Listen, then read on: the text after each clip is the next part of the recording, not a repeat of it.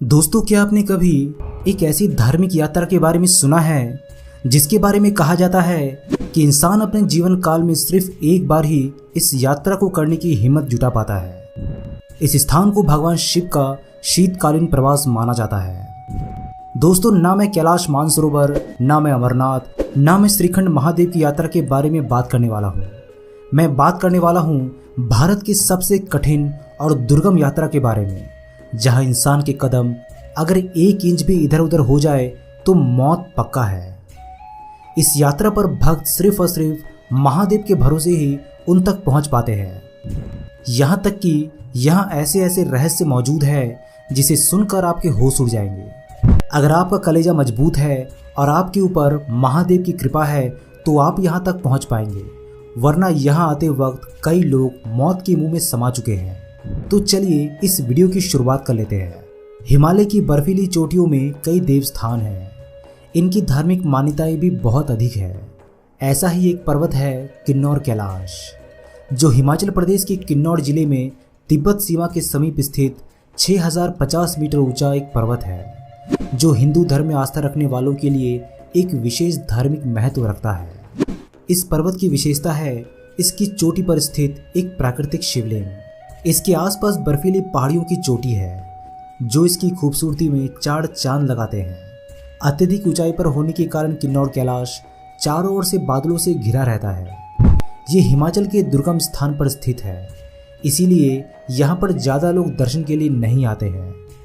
किन्नौर कैलाश परिक्रमा, जहाँ आस्थावान हिंदुओं के लिए हिमालय पर होने वाले अनेकों हिंदू तीर्थों में से एक है, वही देशी विदेशी पर्यटकों के लिए एक आकर्षक एवं चुनौतीपूर्ण ट्रैकिंग भी है। किन्नौर कैलाश स्थित शिवलिंग की ऊंचाई 40 फीट और चौड़ाई 16 फीट है। हर वर्ष सैकड़ों शिव भक्त जुलाई व अगस्त में जंगल व खतरनाक दुर्गम मार्ग से होकर किन्नौर कैलाश पहुंचते हैं। किन्नौर कैलाश पर आपको प्राकृतिक रूप से उगने वाले ब्रह्म कमल के हजारों पौधे भी देखने को मिल जाएंगे, जिसे देखकर आपका मन, दिल और दिमाग तरोताजा हो जाएगा। आम लोगों के लिए निषेध इस क्षेत्र को सन 1993 में पर्यटकों के लिए खोल दिया गया था। यहाँ मौजूद प्राकृतिक शिवलिंग को हिंदू धर्म वाले शिवलिंग मानते हैं, लेकिन ये हिंदू और बौद्ध दोनों के लिए समान रूप से पूजनीय है। दोनों समुदाय के लोगों की इसमें गहरी आस्था है।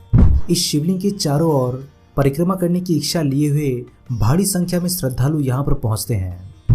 किन्नौर कैलाश की यात्रा शुरू करने के लिए भक्त को जिला मुख्यालय से करीबन 7 किलोमीटर दूर राष्ट्रीय राजमार्ग 5 स्थित पौड़ीवाड़ी से सतलुज नदी को पार कर तंगलिंग गांव से होकर गुजरना पड़ता है। गणेश पार्क से करीब 5 किलोमीटर की दूरी पर पार्वती कुंड है। इस कुंड के बारे में मान्यता है कि इसमें श्रद्धा से सिक्का डाल दिया जाए तो मुरादें पूरी होती है। भक्त इस कुंड में पवित्र स्नान करने के बाद करीबन 24 घंटे की कठिन राह पार कर किन्नौर कैलाश स्थित शिवलिंग के दर्शन करने के लिए पहुंचते हैं। वापस आते समय भक्त अपने साथ ब्रह्म कमल और औषधीय फूल प्रसाद के रूप में लाते हैं। किन्नौर कैलाश के बारे में अनेकों मान्यताएं भी प्रचलित है। कुछ विद्वानों के विचार में महाभारत काल में इस किन्नौर कैलाश का नाम इंद्रकील पर्वत था, जहां भगवान शंकर और अर्जुन का युद्ध हुआ था और अर्जुन को पाशुपतास्त्र की प्राप्ति हुई थी। ये भी मान्यता है कि पांडवों ने अपने वनवास काल का अंतिम समय यहीं पर गुजारा था। शिवलिंग की एक चमत्कारी बात यह भी है कि दिन में कई बार ये रंग बदलता है। जी हाँ, आपने बिल्कुल सही सुना है।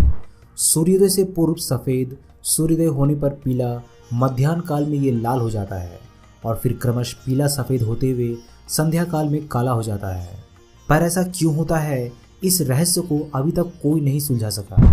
किन्नौर वासी इस शिवलिंग के रंग बदलने को किसी दैवी शक्ति का चमत्कार मानते हैं। कुछ बुद्धिजीवियों का मत है कि ये एक स्फटिकीय रचना है और सूर्य की किरणों के विभिन्न कोणों पर पड़ने के साथ ही ये चट्टान रंग बदलता है। किन्नौर कैलाश को हिमाचल का बद्रीनाथ भी कहा जाता है और इसे रॉक कैसल के नाम से भी जाना जाता है। इस शिवलिंग की परिक्रमा करना बड़े साहस और जोखिम का कार्य है।